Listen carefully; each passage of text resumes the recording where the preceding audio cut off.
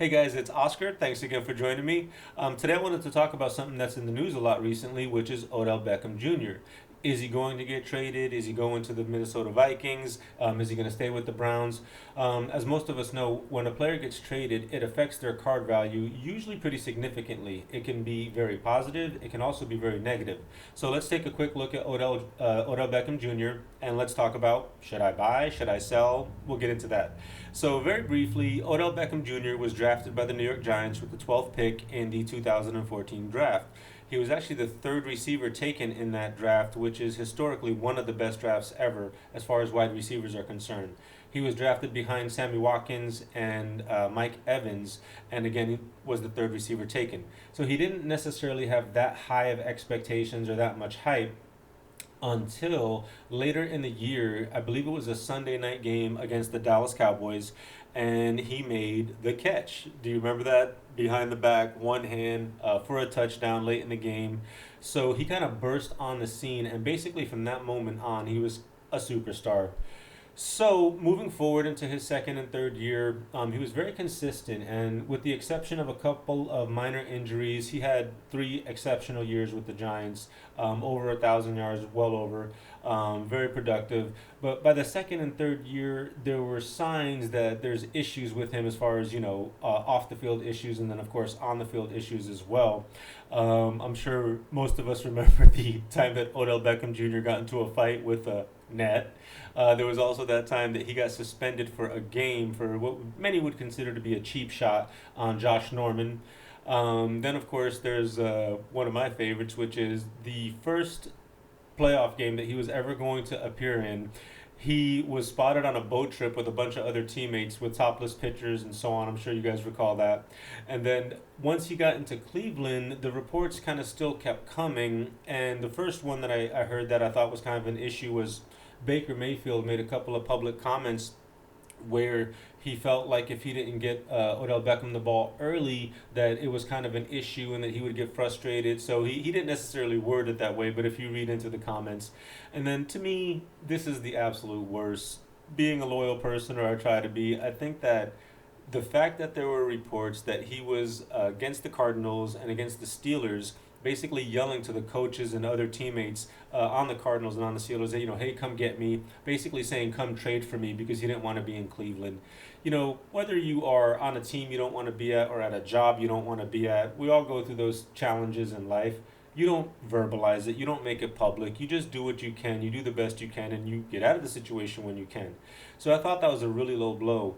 Cleveland gave up a lot to get Odell Beckham. The fact that he's on the sidelines during games saying to other coaches and players, hey, come get me, hey, come trade for me, that's disrespectful. So you add all of that up, and then the cherry on top is this. Baker Mayfield in his second year, okay, maybe not the greatest quarterback in the NFL yet. He's developing, he's got a way to go. But between Odell Beckham and Baker Mayfield, of any quarterback duo in the NFL that had more than 100 attempts, they had the worst passer rating and, of course, worst completion percentage. So, in other words, they weren't that productive, even though they threw Odell Beckham the ball over 130 times. He barely had 1,000 yards. I believe it was 4 touchdowns. So he just wasn't that good. So, coming off 3 not so great seasons, basically asking to be traded, looks like a trade is going to happen because where there's smoke, there's fire. Should you buy or should you sell? Well, I really wanted to bash Odell Beckham in this video as far as should you buy or sell. I was all ready to say sell, sell, sell, and then I really started thinking about it, guys.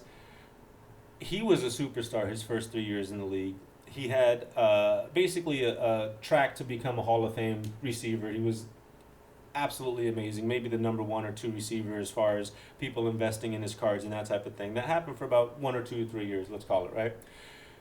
He's had a couple of bad seasons because of injuries, and then the Cleveland situation hasn't necessarily worked out. But if he got put in the right situation, New England, Pittsburgh, Chicago, a team that has a huge fan base and even potential to be a playoff team or a Super Bowl contender, he's got a couple of great seasons left in him. He's under 30 years old. He's only been in the league for 6 seasons. And if he gets into the right situation with the right team and he has another breakout year or two, his cards have to go up. I mean, they've dropped about 60 or 70% as I've explained to you in the past and as I've shown you. So if he gets into the right situation where he's putting up 14 or 1500 yards again like he was, and he starts to build the trust of the fans, because I think he has a little bit of ways to go before he can rebuild the trust with just fans in general. So it's a tough call because again, I wanted to say sell, sell, sell, but the reality is if Cleveland starts winning, there's a bunch of ifs coming, guys. If Cleveland starts winning, if he gets traded to the right team, if he's in the right situation with the right quarterback, he has potential to be one of the top cards or top hottest players, whatever you want to call it, however you want to say it. So I would hold off. If he got traded to the right team, I don't think Minnesota is necessarily the right team because if you think about it, they just kind of got rid of a Odell Beckham like player in Stefan Diggs. I'm not sure that coaching staff with Kirk Cousins as the quarterback is the right fit for Odell Beckham.